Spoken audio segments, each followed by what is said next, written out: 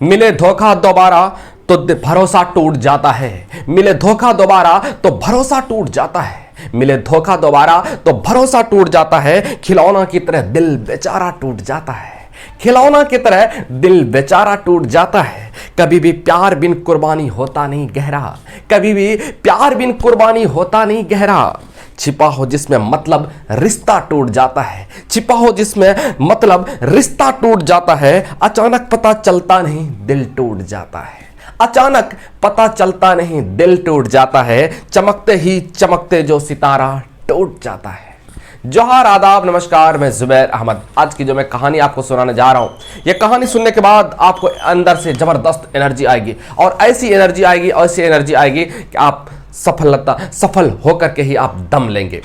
एक बार एक व्यक्ति गांव में रहता था और बहुत परिश्रम करता था, बहुत कठिन मेहनत करता था। लेकिन कठिन मेहनत करने की वजह से कठिन मेहनत करते तो थे, बट उसके हिसाब से उनको परिणाम नहीं आते थे, उनके हिसाब से उनको रिजल्ट नहीं मिलता था। बहुत तरह तरह का आजमाते थे, लेकिन जो है ना उसको सक्सेस नहीं मिलती थी, कामयाबी नहीं मिलती थी। वो निराश हो गया, अपने जिंदगी से वो निराश हो गया था। वो टूट चुका था अंदर से। उनको लगता था कि शायद मेरे जिंदगी में कुछ है ही नहीं, मेरी जिंदगी में शायद बेकार ही बेकार है, हमारी जिंदगी में शायद परेशानियां ही परेशानियां हैं, हमारी जिंदगी में शायद मुसीबत ही मुसीबत भरा पड़ा है।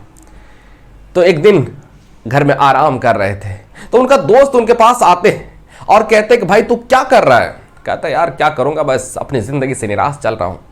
तो कहते हैं तेरी सारी बात मान लिया, चलो गांव में एक महात्मा बाबा आए, उस महात्मा बाबा के पास तुम अपनी परेशानी रखना, शायद तुम्हारा हल निकल जाए।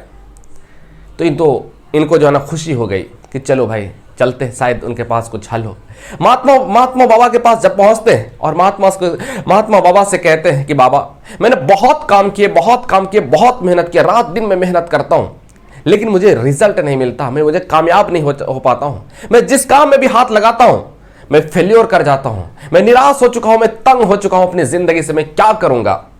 तो महात्मा बाबा मुस्कुराते हैं, कहते हैं बेटा चिंता करने की कोई जरूरत नहीं है, हम एक तावीज तुम्हें देंगे और इस तावीज देने के बाद तुमको जो है ना जिस चीज में तुम कामयाब होना चाहते हो उस चीज में तुम कामयाब हो जाओगे बहुत आसानी से।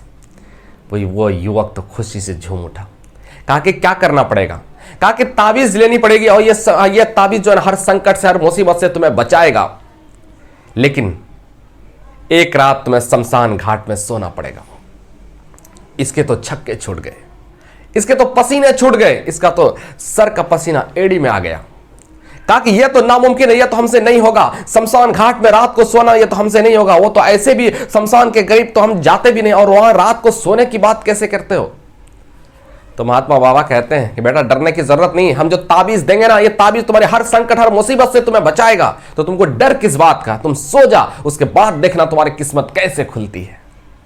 ऐसा ही होते हैं, ताबीज देते हैं और उसके बाद वो युवक अपने हाथ में बांध देते हैं वो ताबीज और चले जाते